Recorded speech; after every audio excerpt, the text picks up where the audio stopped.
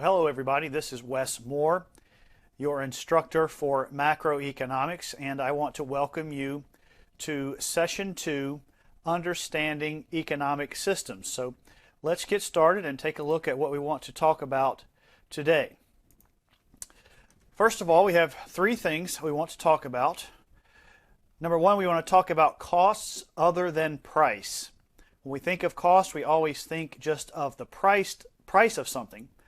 But in economics, we think of other prices, other costs that we incur. So we want to talk about those. Number two, we want to talk about some concepts for nations. We want to look at some of the terms and ideas that have to do with how nations produce things, why they produce them, and why they trade with other nations. And then finally, we want to look at the types of economies that exist. We'll look at particularly at socialism and capitalism and try to evaluate the strengths and weaknesses of those and hopefully share some information with you that you hadn't heard before. So with that in mind, let's get started. Let's talk about some costs other than price. One of the costs that we want to talk about that's a very important concept in economics, it's an important concept in business overall, is the idea of opportunity cost. Opportunity cost. So let me ask you, what is the cost of something? What is the cost of something? If you choose to do one thing over another, if you choose to go to the movies, which we'll use as an example here in a moment, is the cost of the ticket your only cost? We usually think of cost as just what we pay for something. We don't think of the total cost or of the other costs that we receive or even the cost of things that we give up. Opportunity cost is really all about that. The cost that we give up to do something or to choose to do something. Take, for example, buying a movie ticket. When you buy a movie ticket, what is the cost of going to the movie? Well, naturally, you're going to say the cost of going to the movie was the ticket. But is that the only cost? In economics, we consider the broader costs or the total costs of purchases and actions. We don't just consider or discuss the direct costs. We also talk about the other costs that are associated with doing something. And that we call opportunity cost. Opportunity cost. And the formal definition, according to Macroeconomics, the Macroeconomics textbook, is the value of the best alternative that is foregone. It's the value of the thing that we give up to make the decision that we make to do the thing that we do. That is a cost that we consider in economics. Let's look at this. Let's say that you were going to a movie and you were going to take 2 hours to go to that movie. But at the same time, you could have worked 2 hours at your job and made $10 an hour. So you told your boss you didn't want to work so you could go to the movie. Well, look at the definition of opportunity cost. The value of the best alternative that we give up because of that choice. Well, in this case, the best alternative was to work. So then our opportunity cost of going to the movie was not just the cost of the ticket, that's the direct cost, but the lost income we could have had if we had worked. That's $20. Opportunity cost is a very important idea. We're going to use it a little bit later when we talk about nations. So it's important that you sort of start to think in terms of what is the total cost, what am I giving up? Some other examples of opportunity costs that come up. For example, if you start a business instead of working for someone else, one of the costs that you incur is the cost of the lost income working for someone else. So if you started a business and gave up a job making $75,000 a year, then part of your cost is the opportunity cost of giving up your job, or $75,000. So if you can't make $75,000 or more in this new business per year, or eventually make that much, then you really have not made a wise decision, a good decision. You might as well just work for somebody else and not have to do all the headache.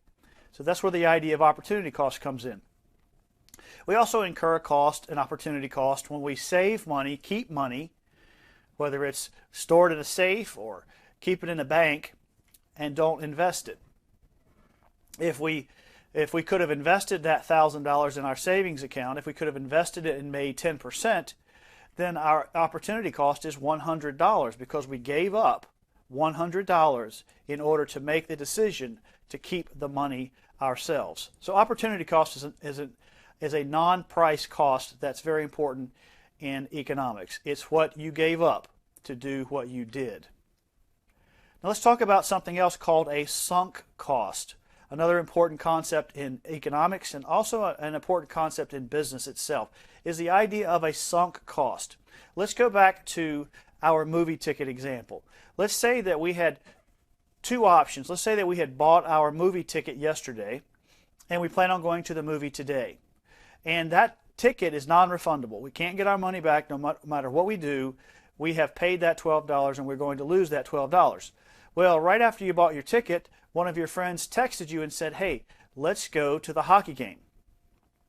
Now, the question is, what should you do? I'll give you a couple of options. Number one, should you go to the movie because you'll lose your $12 if you don't? Or should you go to whichever you would enjoy the most and forget the cost of the ticket completely? Well, because the movie ticket is a sunk cost, you should go to whichever one gives you the most enjoyment. You should not consider the cost of the movie ticket because it is lost. It is not a factor in the present decision because no matter what you do, you can't get the money back. It is sunk. It is sunk and it is lost, so you need just to forget it. This comes up a lot, I notice, in sports. I'm a big NFL fan. I like to watch NFL games, and you'll frequently hear them talk about the commentators and the analysts and whatnot. They'll talk about a quarterback for a team, and they'll say, that quarterback is not playing well, he's not lived up to expectations, but they paid him a $30 million signing bonus, so they really can't get rid of him. And you see, from an economic standpoint, that is a very bad way to reason, way to think about that decision. Keeping a player on the team for money you've already lost isn't really a good way to look at it, because that money is sunk. That money is lost. It doesn't have anything to do with the present decision. If we keep the quarterback, we still lose the $30 million. If we let go of the quarterback, we still lose the $30 million. So it's really irrelevant to the decision that we're making now. Now we just need to decide whether we want to keep the quarterback or not. And if you're keeping the guy just because of the money, you need to get rid of him and try and win some games, win a title. The cost of the signing bonus is sunk. Therefore, you need to forget it. That is sunk cost. Now let's move on and let's talk about some concepts for nations. As we think about macroeconomics, you remember macroeconomics, macro means large economy, the whole nation is what we're talking about. Well, when we're thinking about nations, nations have to decide, remember they only have limited resources, so they can't do everything. They can't make every product, they can't develop every kind of service. They have limited resources, so they have to determine what is best to use their resources on. We're going to talk about resources later, like labor and capital and so on. But a nation is really asking the question, what should we make and what should we trade with another nation? What should we produce ourselves and what should we buy from someone else? These are the kinds of decisions that individuals are making within the economy, but overall these are the broad decisions that have to be made. So a nation like the United States would look at other countries like Germany and China and Mexico, and they'd be asking the question, what do we do well as a nation, given our resources, our labor, our skills? What kind of a competitive advantage do we have in certain product or service sets? And then these other nations, what are they really good at? Why don't we make what we make really well? We make a lot of it. And why don't we just buy from them what they make and develop and produce very well? And so there's this trade-off going on.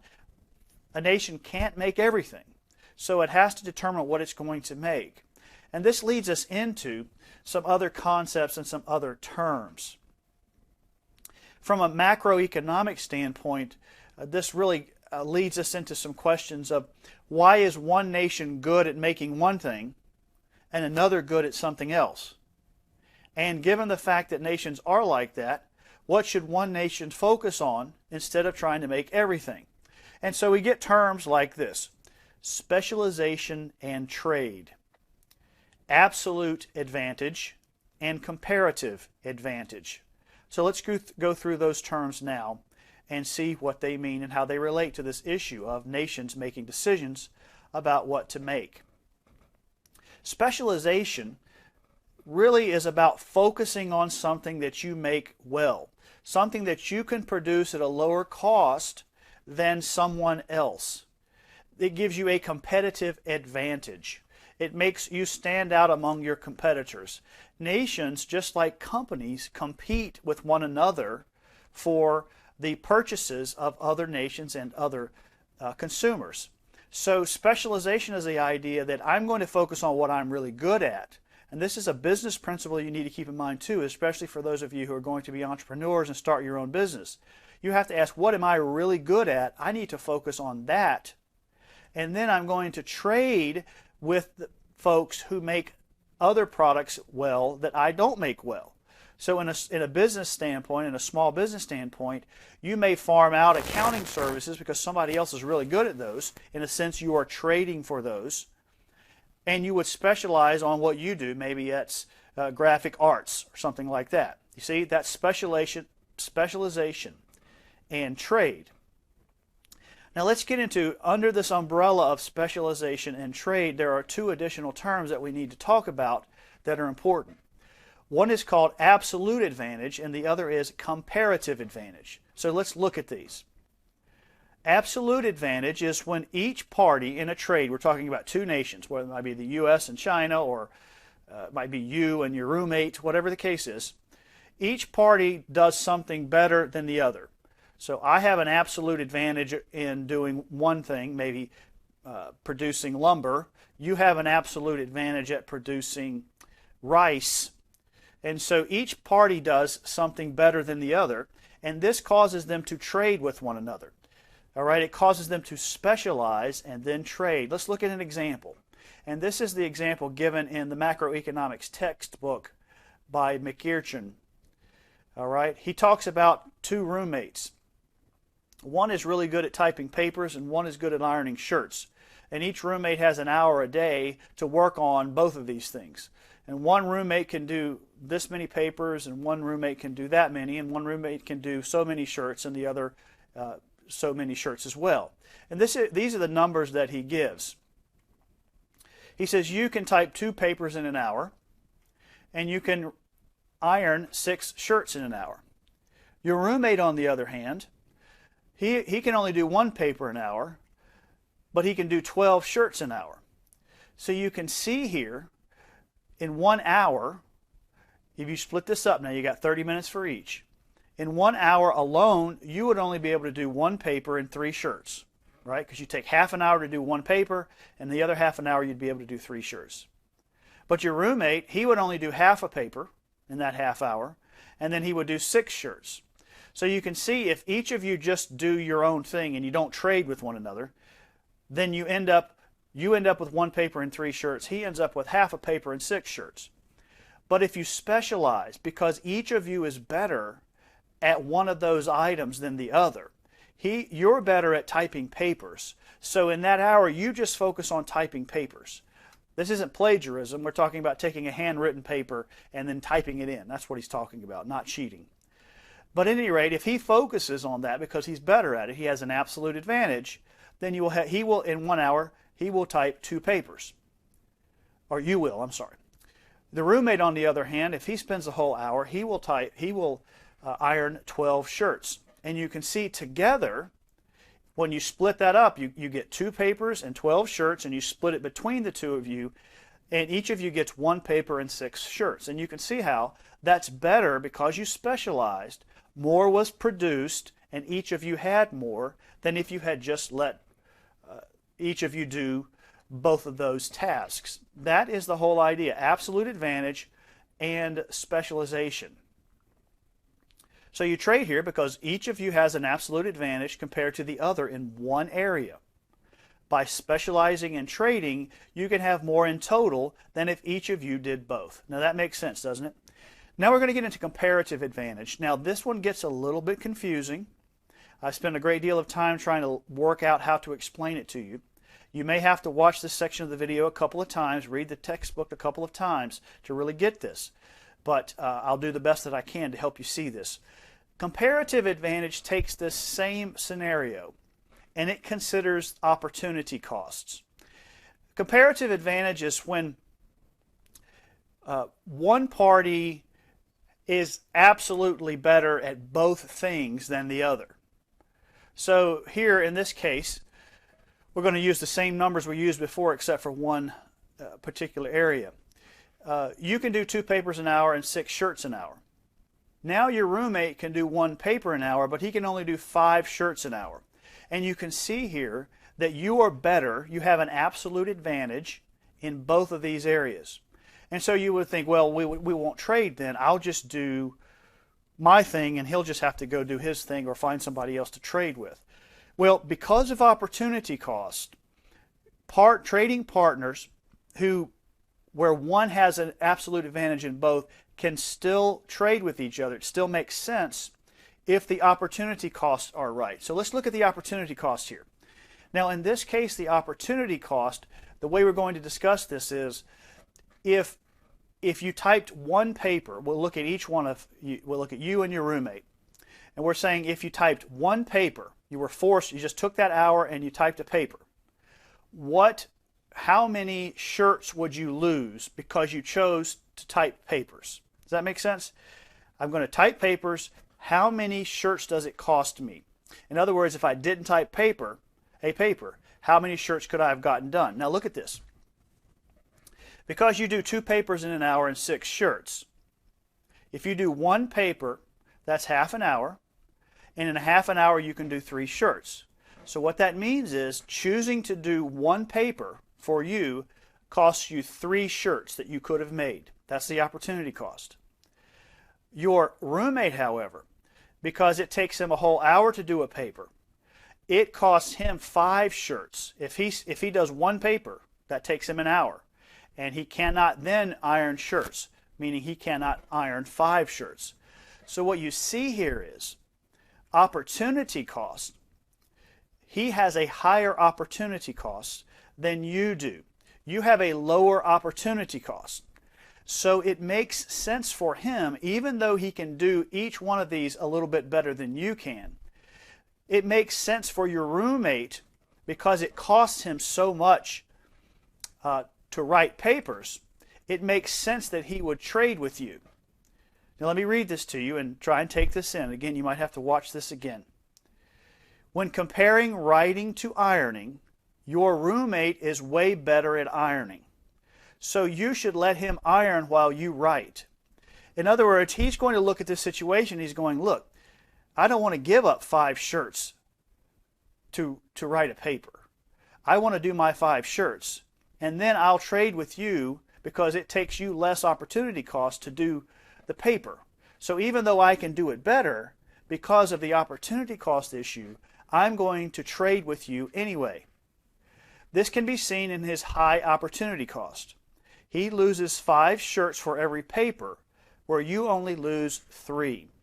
Now again, I know that's a little bit complicated, but let me give you another example to try and help you understand why the roommate and you still want to trade.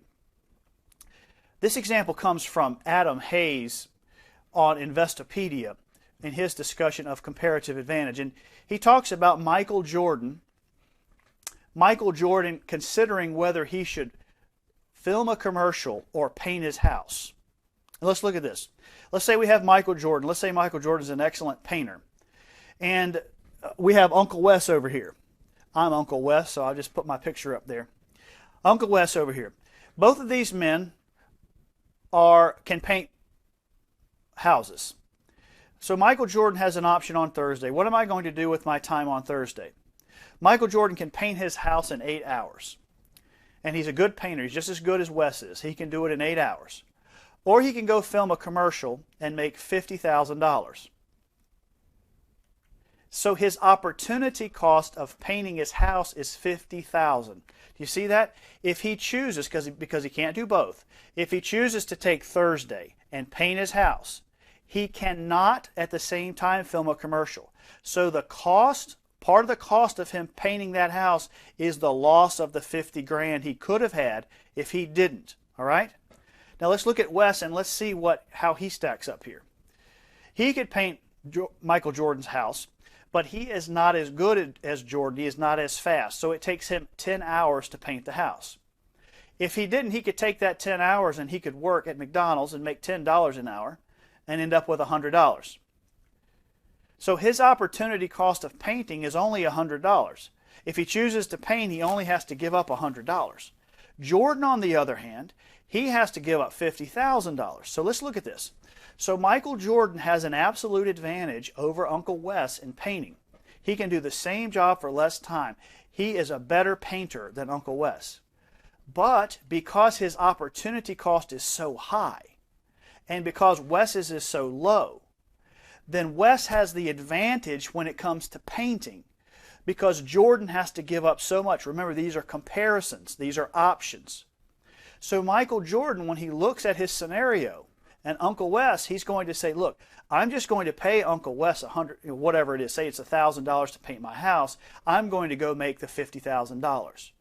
So because Uncle Wes has a low opportunity cost compared to his trading partner in this area, it makes sense for his trading partner, who has an absolute advantage, still to trade with him. Now again, I know that's confusing, but watch the video a couple of times and see if you can't get that. So the result is, even though Jordan could do the job faster, he makes more money if he hires Uncle Wes and trades with him. All right, our final discussion this session, types of economic systems. First of all, let's talk about the resources in an economy very quickly. In an economy, you generally have three types of resources. We have labor. That's the workers. That's what the people who put in the hours to carry out the tasks. And then you have capital. Capital is what the workers use. In this case, we've got a guy on the left here, and he is blowing off, using a blower to blow off a parking lot. Well, he's the worker, but that thing he's using to do that job, that's the capital. That blower is a capital. Capital can be money, capital can be buildings, equipment, all right? You need both labor and capital to produce something. And the third thing you need is natural resources. Natural resources, trees, resins from trees, natural gas, rock, wire, copper, ore, all that kind of thing. That's what you need. So you need labor, capital, and natural resources. Those are the resources of an economy. And when a nation is trying to decide, we're trying to determine what kind of an economy a nation has. We're trying to tell the different systems apart. There really are only two systems, two ways that nations choose, whether they choose it openly or it just sort of happens, to use their limited resources to fulfill their unlimited needs. Remember that, wants and needs. There are only two ways to do that. There's socialist and there's free market or capitalist. Those are synonymous. But there are three criteria that we use to tell these systems apart, socialism and capitalism, these ways of fulfilling unlimited wants with limited resources. And the first way is to ask who owns the resources, to determine who owns the resources. Who owns the labor, who owns the capital, and who owns the natural resources? Who is it that is in control of those things? The second question is, what decision-making process is used to allocate resources and products? How do we decide what we're going to make? How do we decide what it's going to cost? How do we decide how much we're going to make? How do we decide what we're going to buy? Who is going to decide really is more to the point. And then the third way that we tell these systems apart is what types of incentives guide the people and the organizations in that economy. What are they incentivized to do or not to do? Are there incentives at all? Incentives is a very, very important part of understanding economies and understanding why some work better than others. And it's not a word that we use very often in popular culture when we're talking about things like socialism and capitalism or free market economies.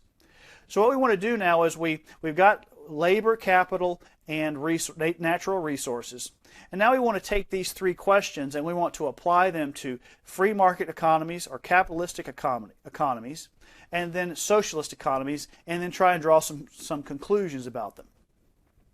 How do we answer these three questions when it comes to free market economies or capitalistic economies? Who owns the resources? In free market economies, private individuals own and control all of the resources.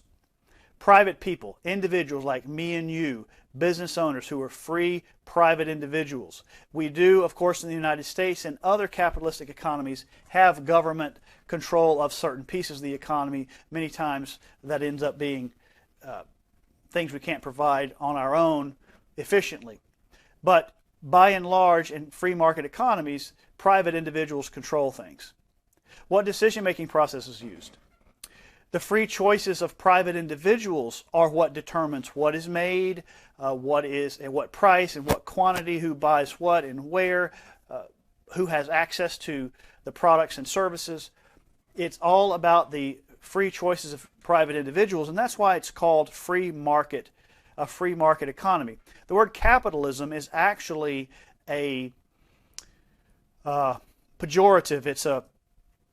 It's a criticism of free market economies that was offered by a socialist at some point in the past. It's kind of a shot, capitalism. The better term is actually free market economies. What types of incentives?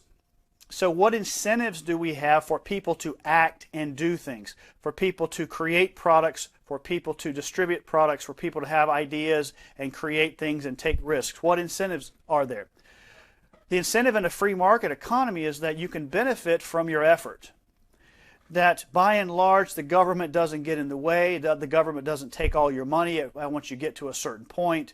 Nobody's keeping you from starting a business and trying to make something of yourself. You have the incentive in a free market because you are free. You do it, you do the work, you take the risk, you get the reward, you reap the benefit. But one of the things that often comes up in the discussion of free market economies or capitalistic economies is the role of the government. The role of the government. And every free market economy in the world, the government plays an important role. Government is essential to a free market. When someone says they're for free markets or they're for the capitalistic market, they're not saying that government shouldn't have any role at all. Government has a very important role. Government protects property rights. Government enforces contracts so that when we make a deal, you have to keep it. The government produces goods that we couldn't produce on our own, like national defense. The government protects the poor. The government limits spillover costs like waste, that kind of thing. So the government plays a very important role in free markets. We could not have a functioning free market without the role of government. But the problem is government has to be limited. Government has to be limited. And there are very good reasons for this. It's not just because someone hates government that they say government needs to be limited. It's because when you bring the government and you get the government involved in parts of the economy, it tends to drive up the costs. Governments are inefficient, so they drive up the costs of things. The U.S. Postal Service, for example, is constantly under budget, and the taxpayers constantly having to put more money into the Postal Service. They're inefficient is the economics term. When the government gets involved, it slows down innovation.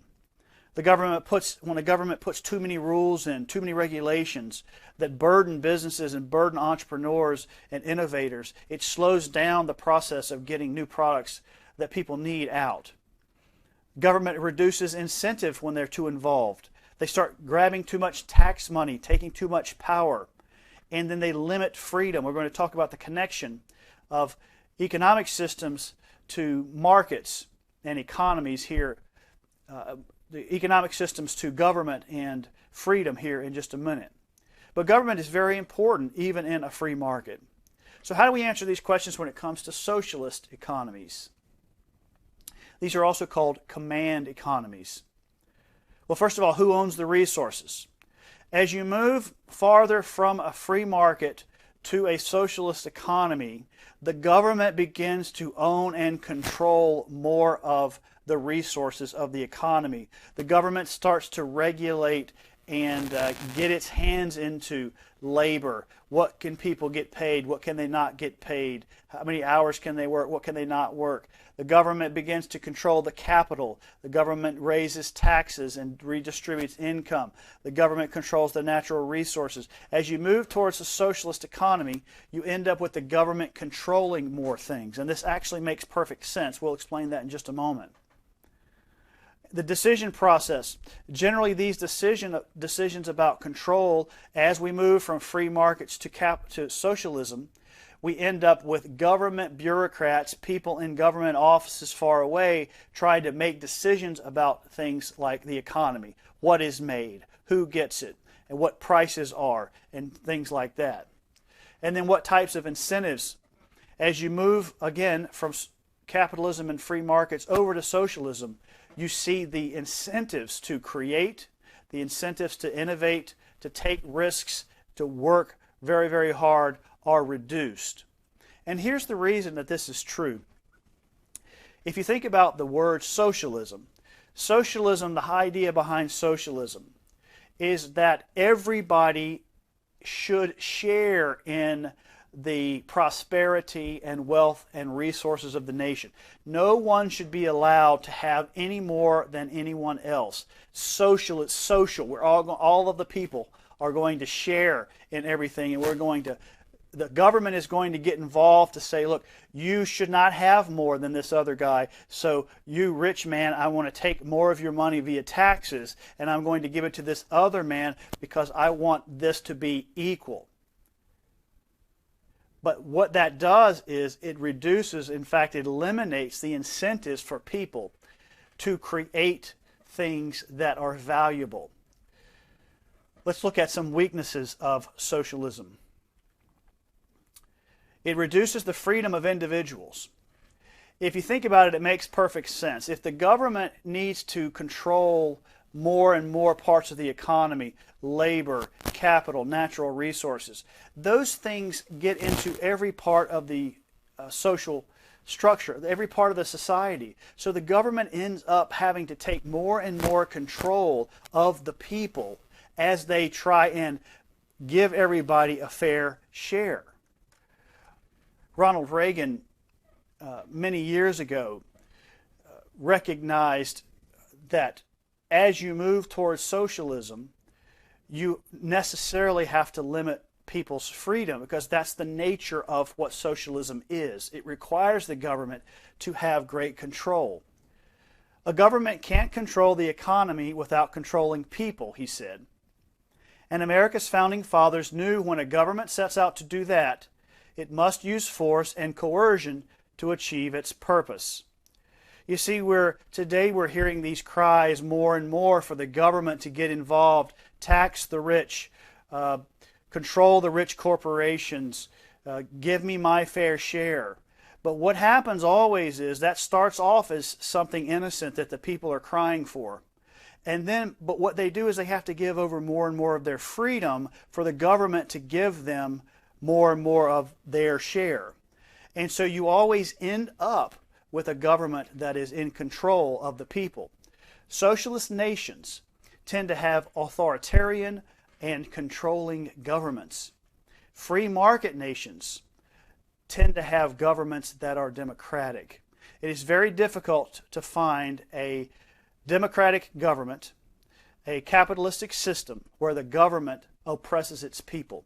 You will almost always find an oppressive government in a socialist or a communist type of government. But the other weakness of socialism that we hinted at already, is that it removes incentives. It removes rewards.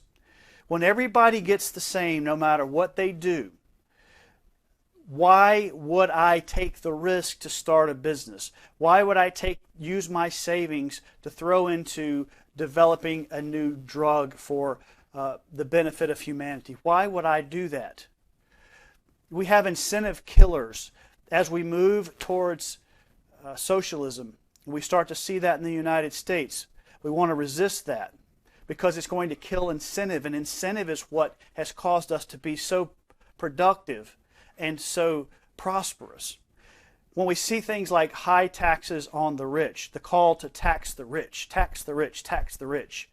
Well, in point of fact, if you knew the data, the top 1% of income earners in the United States pay more tax than the bottom 90% combined.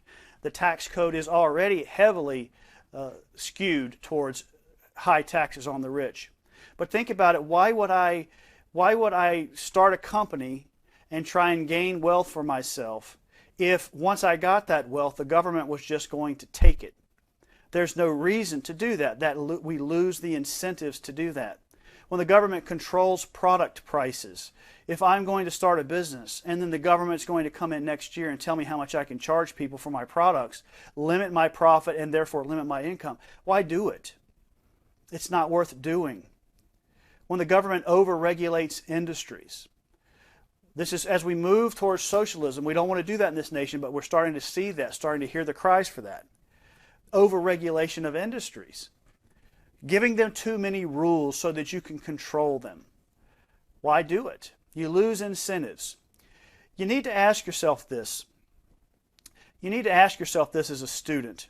You've heard continually in the media, you hear continually about how bad capitalism is, how bad free market economies are, how great socialism is. But you really have to wrestle with this idea. Why were all of these great inventions that have brought so much good and prosperity and joy to people around the world, why were they all invented in the United States? Why was the iPhone invented in the United States? Why wasn't it invented in Russia? Why was the MRI, the magnetic resonance imagery, the machine that takes those great pictures that the doctors use to heal you, why was that not invented in Cuba? Why were video games not invented in Nicaragua or Venezuela? Why? Because in those places, they are socialist countries that have eliminated the incentives for their people. These were made here because their creators had the incentive to do so. They were free to create and free to reap the benefits of those creations. So every time we start asking for the government to tax the rich more, every time we start asking for the government to control those drug prices, double the minimum wage and get those greedy corporations, they can handle it, they can take it. What we are calling for is the end of incentives. And eventually these kinds of products won't be made here anymore, and our wealth will suffer, and we will go the way of all other socialist nations, which is to the road of poverty. All right, so that's the end of this session. I hope that you have enjoyed it. We look forward to seeing you again for session 3. Have a great day.